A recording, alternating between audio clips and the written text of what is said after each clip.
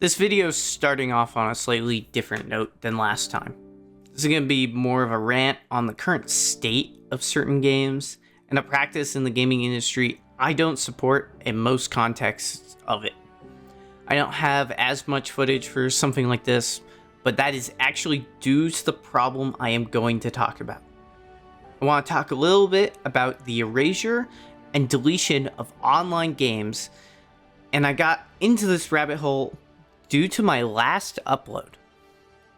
See, in the making of that video, I mentioned the game Hero Siege, which was a roguelike I used to play.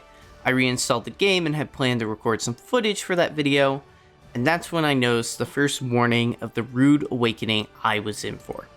My account data was wiped, which is odd for a cloud storage game that also uses online, but I didn't question it too much since the game is a roguelike, so data isn't too important. I selected my favorite character, the Nomad, and then reality hit me like a truck. Hero Siege always drew inspiration from Diablo 2, and even had jokes alluding to the game that I remember, but now the game is a pixelated Diablo clone. I don't dislike ARPG games. I actually have fond memories of playing Torchlight when I was a kid. I just am unable to understand how this game got rewritten into one. The idea of rewriting a game and leaving no easier legal way to play the original just feels like a scam to anyone who bought a game for what it used to be. Lost media for games that are hard to come by is already a huge issue, but to flat out remove and replace a game makes it even more difficult to ever recover. It kind of feels like FOMO.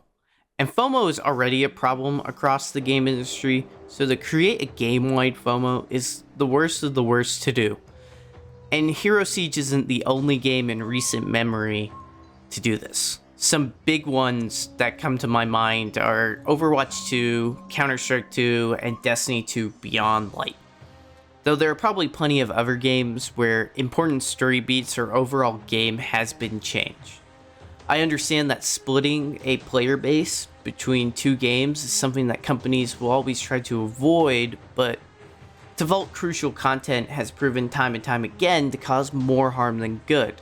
When doing research into this topic, I couldn't find many examples of games being lost this way, but I did find one that is the only exception that I would say it is okay to have a redo or a rewrite. I asked one of my buddies about this video topic, and he pointed me towards Final Fantasy XIV, A Realm Reborn. I've played Final Fantasy XIV, but I only played it a little, so I never knew that the 1.0 style of the game doesn't exist anymore. I actually started playing the game later on once they had done a change of the game. See, the original release of the game in 2010 was a disaster. And in an attempt to bring players back, the game had an event that ended the entire world and reset the game, leading to a full overhaul of the game and into the more modern version it is now. This is the only way I see this as being okay to completely erase a game, since the original state was a mess. These next games I'm going to talk about are not in this camp. Overwatch 2 and CS2 are games that did full remaking of the game and removed the original game. Now, Overwatch has started implementing many of its former features like 6-player matches or its beloved loot box mechanic for some reason. And this is because when they removed half the features and went to free-to-play, a lot of players left the game, and then they really had to get competitive again because Marvel Rivals came out.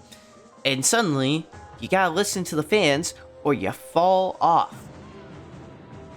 Now, CS2 did a change to its engine where it went from Source to Source 2, but in doing so, it completely butchered its community servers and removed some of the maps and game modes.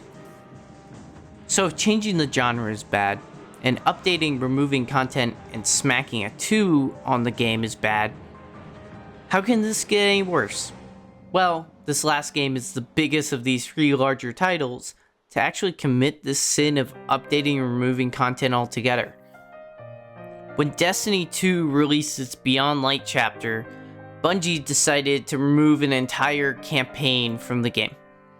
This wasn't completely unwarranted since most of the player base had done this content, but for anybody trying to get into Destiny and experience the story, it was no longer a possibility with the loss of the main campaign. You could go online and watch videos from somebody like Byf, but that's the only way you're getting involved in this story.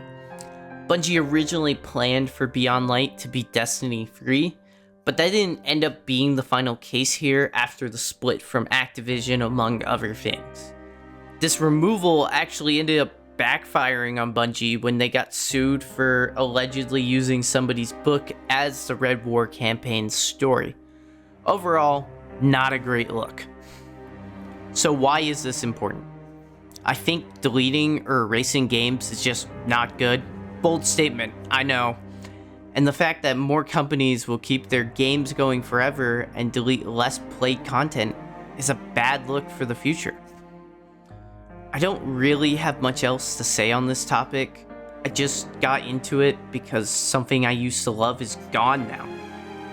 So I hope this doesn't happen again, even though it's very likely to continue. Thanks for watching.